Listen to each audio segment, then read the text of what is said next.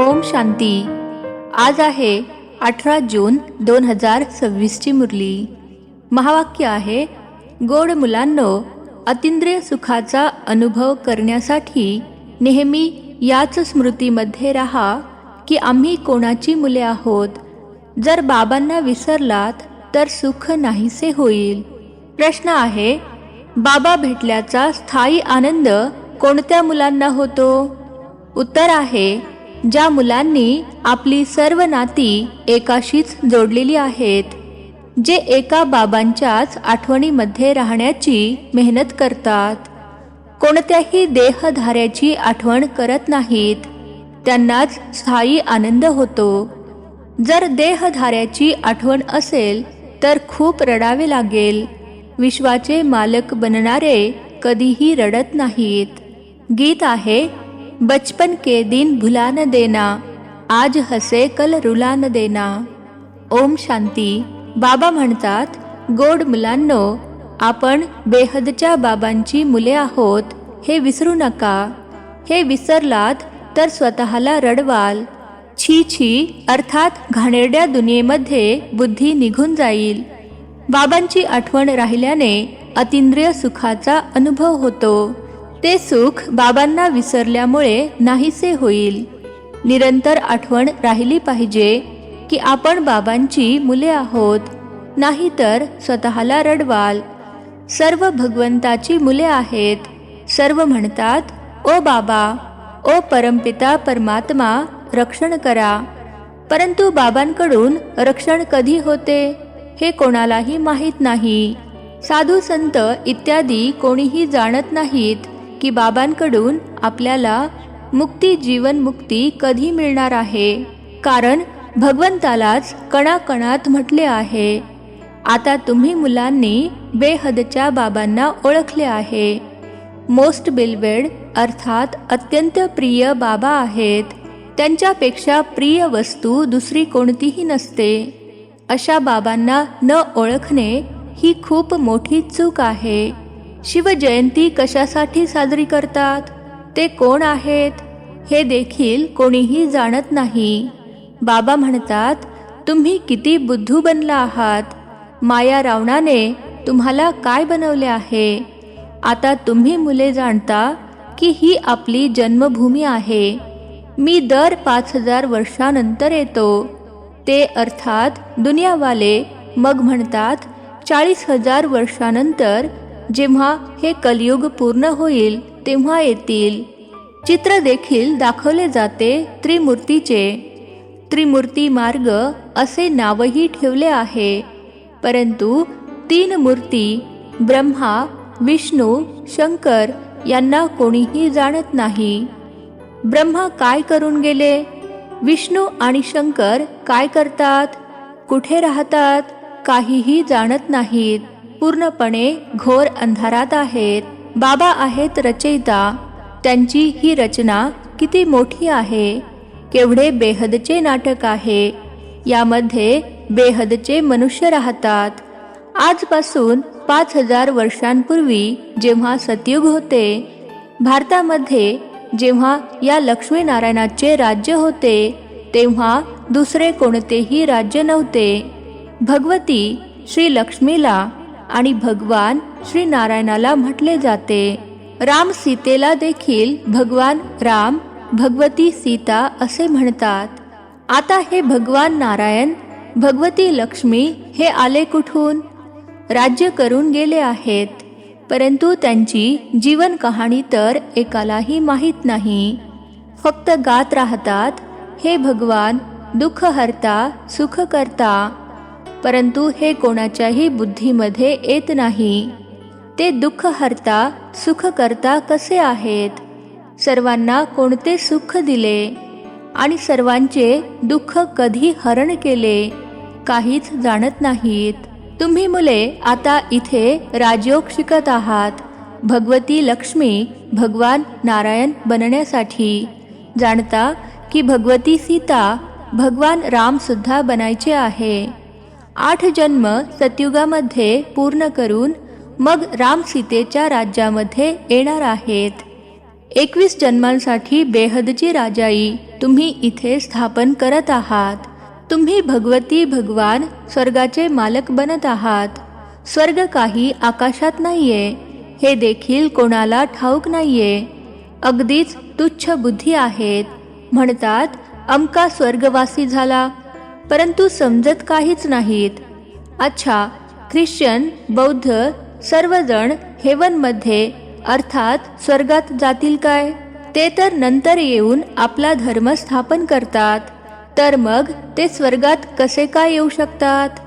स्वर्ग कशाला म्हटले जाते हे देखील त्यांना माहीत नाही. संन्यासी लोक म्हणतात ज्योत ज्योतीमध्ये विलीन झाली. कोणी मग म्हणतात निर्वाण धाम गेला. निर्वाण देखील एक लोक आहे ना, ते तर निवासस्थान आहे. ज्योत ज्योतीमध्ये लीन होण्याचा प्रश्नच नाही. आत्मा ज्योतीमध्ये जर विलीन झाली मग तर आत्माच नष्ट होईल, खेळच संपून जातो. या ड्रामातून कोणतीही आत्मा सुटू शकत नाही. कोणीही मोक्ष प्राप्त करू शकत नाही. कोणालाही गाण्याचा देखील अर्थ समजत नाही. जीवनमुक्तीचा अर्थ समजत नाही आणि आत्मा परमात्म्याचा अर्थ सुद्धा समजत नाही. बाबा म्हणतात तुमचा चेहरा तर मनुष्याचा आहे, जो या देवतांचाही होता. सतयुगाच्या सुरुवातीला देवता होते. त्यांचे 2500 वर्षे राज्य चालले. बाकी 2500 वर्षांची गोष्ट आहे, ज्यामध्ये बाकीचे सर्व धर्म येतात. 5000 वर्षांऐवजी मनुष्य म्हणतात कल्पवृक्षाचे आयुर्मान लाखो वर्षांचे आहे. परंतु तुमची गोष्ट समजून घेण्यासाठी देखील ते येणार नाहीत. येतीलही तेच ज्यांनी कल्पापूर्वी येऊन समजून घेतले असेल.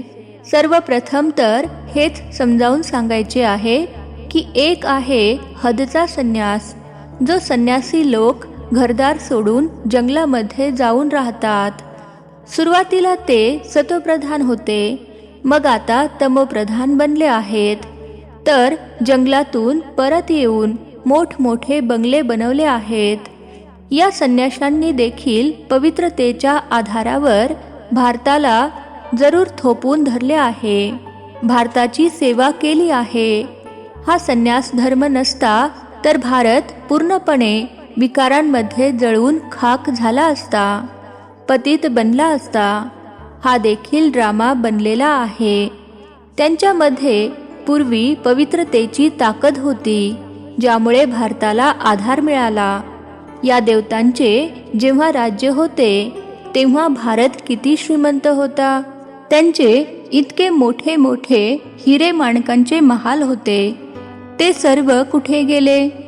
सर्व खाली धरणीमध्ये गाडले गेले.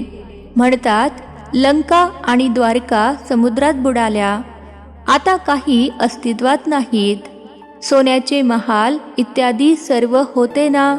जर का मंदिरे इत्यादी ठिकाणी हिरे माणके जळवू शकतात तर तिथे काय असणार नाही? तुम्हा मुलांना किती आनंद झाला पाहिजे. बाबा पुन्हा आलेले आहेत. म्हणतात बाबांची आठवण करा. आठवण एकाचीच करायची आहे, ज्यांच्याद्वारे विकर्म विनाश होतात, परंतु ते विसरून जातात आणि देहधाऱ्याची आठवण येते. देहधाऱ्याच्या आठवणीने तर काहीच फायदा नाही. बाबा म्हणतात मामेकम अर्थात मज एकाची आठवण करा. कोणत्याही देहधारीची आठवण करू नका. अम्मा मरे तो भी हलवा खाना. एका बाबांच्या आठवणीमध्येच कमाई आहे. आपण शिवबाबांची मुले आहोत, त्यांच्याकडून वारसा घ्यायचा आहे. यावेळी जर बाबांची आठवण केली नाही तर नंतर खूप पश्चाताप करावा लागेल, रडावे लागेल. विश्वाचे मालक बनणाऱ्यांना रडण्याची काय गरज आहे? तुम्ही बाबांना विसरता तेव्हाच माया थप्पड मारते. म्हणून बाबा वारंवार सांगत असतात की बाबांची आणि वारशाची आठवण करा. अमरनाथने अमरपुरीमध्ये काही एकाच पार्वतीला बसून अमरकथा ऐकवली नसेल. जरूर खूप जण असतील. जे कोणी मनुष्य मात्र आहेत त्या सर्वांना बाबा समजावून सांगत आहेत की आता पतित बनू नका, हा अंतिम जन्म पवित्र बना. तिथे स्वर्गामध्ये कोणतेही विकार नसतात. तिथे देखील जर विकार असते तर मग स्वर्ग आणि नरकामध्ये फरक तो काय राहिला. देवी देवतांची महिमा गातात. सर्व गुणसंपन्न, 16 कला संपूर्ण निर्विकारी, मर्यादा पुरुषोत्तम, डबल अहिंसक आहेत. भगवान येऊन सर्वांना भगवान भगवतीच बनवतील. भगवंताशिवाय कोणीही बनू शकत नाही. भगवान तर एकच आहेत. गायले देखील जाते भगवान भगवतीची राजधानी. यथा राजा राणी तथा प्रजा देखील तशीच असेल, परंतु भगवान भगवती म्हटले जात नाही. म्हणून म्हटले जाते आदी सनातन देवी देवता धर्म. हे कोणालाही माहीत नाही. यांच्या अर्थात ब्रह्माच्या आत्म्याला देखील बाबा समजावून सांगतात. एक बाबांची, एक दादांची असे 2 आत्मे आहेत ना. एक आत्मा 84 जन्म घेते, दुसरी आत्मा पुनर्जन्म रहित आहे. बाबा कधीही पुनर्जन्म घेत नाहीत. एकदाच येऊन साऱ्या विश्वाला पवित्र बनविण्याकरिता आम्हाला राजयोग शिकवतात. बाबा तुम्हाला सांगतात मी यांच्यामध्ये अर्थात ब्रह्माबाबांमध्ये प्रवेश केला आहे. हे 84 जन्म भोगून आले आहेत. आता यांच्या अनेक जन्मांतील हा अंतिम जन्म आहे. आता मी निराकार आहे, तर येऊन मुलांना कसा काय राजयोग शिकवू. प्रेरणेद्वारे तर काहीही होऊ शकत नाही. श्रीकृष्ण भगवान वाच तर होऊ शकत नाही. श्रीकृष्ण कसा काय येऊ शकतो. तो तर आहेच सतयुगाचा प्रिन्स. 16 कला संपूर्ण. मग त्रेतामध्ये असतात 14 कला संपूर्ण. मग श्रीकृष्णाला द्वापरमध्ये का घेऊन गेले आहेत. त्यांना तर आधीच आले पाहिजे. बाबा म्हणतात पहिले बाबांची आठवण करा, नाही तर माया एकदम थप्पड मारेल. लाजाळूचे एक झाड असते, त्याला स्पर्श केला की ते कोमेजून जाते. तुमची देखील अशीच अवस्था होते. बाबांची आठवण केली नाहीत तर खलास. गाण्यातही ऐकले बचपन के दिन भुला न देना. बाबांना विसरलात तर कुठे ना कुठे फटका बसेल. बाबा म्हणतात तुम्ही माझी मुले आहात ना. हे शरीर तर विषातून अर्थात विकारातून जन्माला आले आहे. ते यांचे लौकिक आईवडील आहेत. हे शुबाबा तर आहेत पारलौकिक पिता. आणि यांना अर्थात ब्रह्माबाबांना मग अलौकिक पिता म्हटले जाते. हे अर्थात ब्रह्माबाबा हदचे होते, नंतर मग बेहदचे बनले. आता बघा ही लौकिक मुलगी अर्थात निर्मल शांता बसली आहे. ही लौकिक सुद्धा आहे, अलौकिक सुद्धा आहे आणि पारलौकिक सुद्धा आहे. बाकी शिवबाबांना तर भाऊ बहिणी नाहीत, ना लौकिक ना अलौकिक ना पारलौकिक. किती फरक आहे.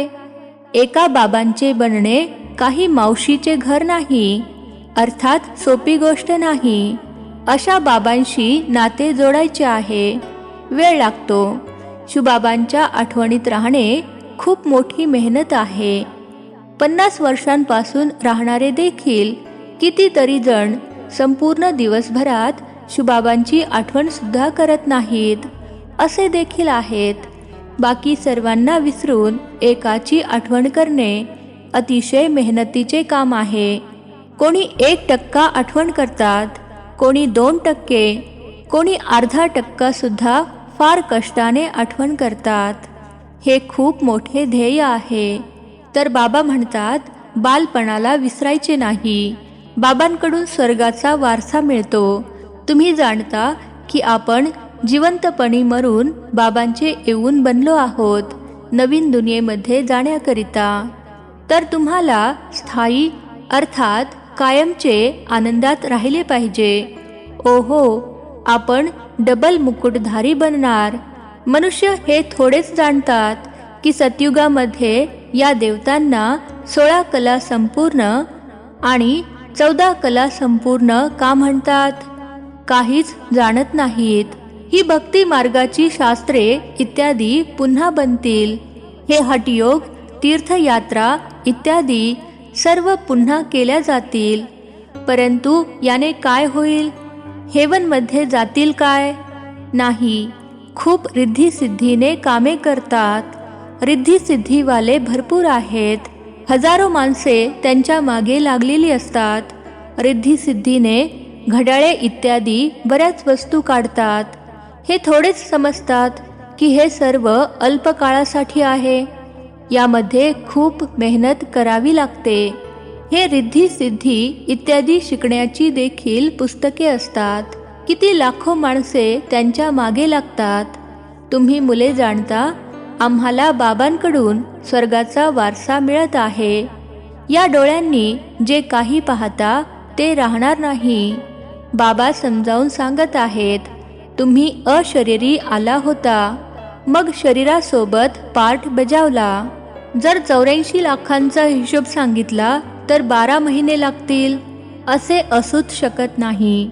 84 जन्मांचा हिशोब सांगणे तर अगदी सोपे आहे. तुम्ही 84चे चक्र फिरत राहता. सूर्यवंशी असता तेव्हा चंद्रवंशी नसता. सूर्यवंशी घराणे पूर्ण झाले, नंतर मग चंद्रवंशी बनलात.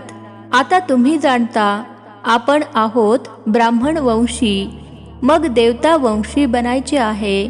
त्यासाठी आपण शिकत आहोत आणि मग शिडी खाली उतरता उतरता वैश्य शूद्र वंशी बनणार. आता आपल्या 84 जन्मांची स्मृती आली आहे. या चक्राची देखील आठवण करावी लागेल. बाबांची आठवण केल्याने एव्हर हेल्दी, एव्हर वेल्दी बनाल. पापे नष्ट होतील. चक्राला जाणल्याने चक्रवर्ती बनाल.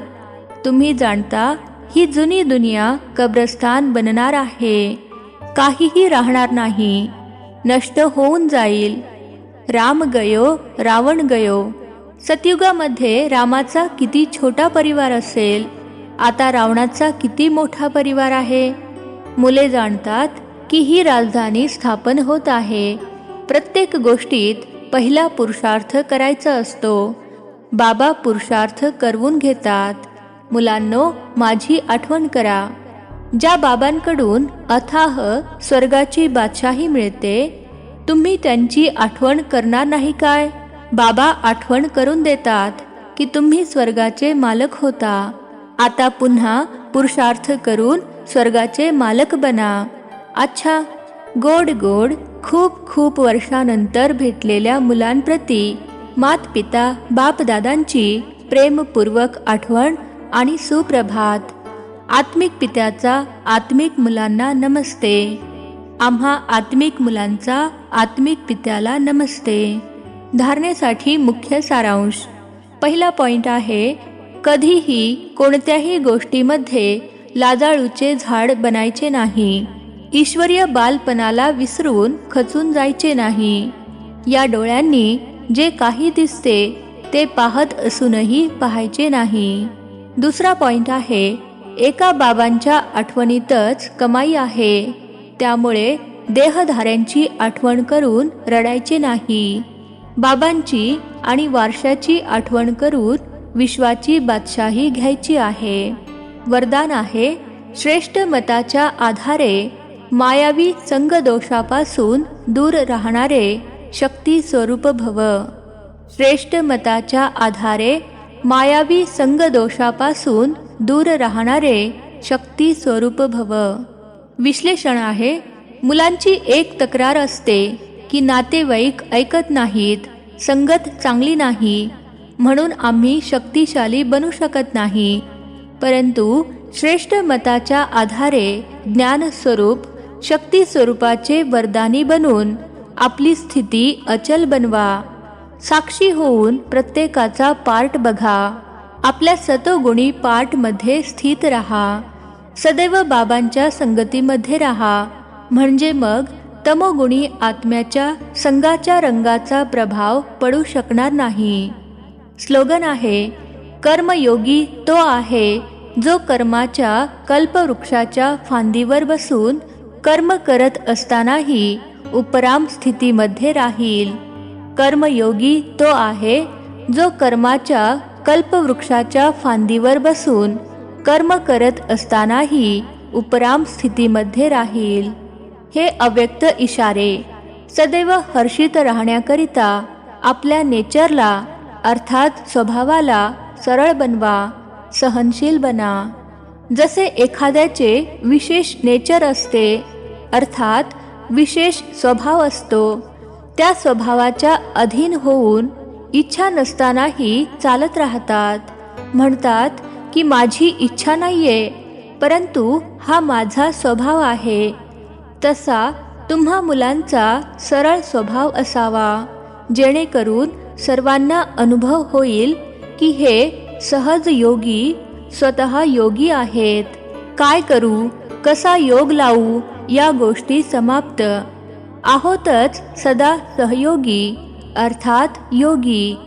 याच एका गोष्टीला नेचर आणि नॅचरल केल्याने अर्थात नैसर्गिक स्वभाव बनविल्याने सर्व सब्जेक्टमध्ये परफेक्ट व्हाल. अच्छा, ओम शांती. नवनवीन मराठी व्हिडिओज प्राप्त करण्यासाठी सबस्क्राईब करा मराठी गॉड रिपोर्ट चॅनलला.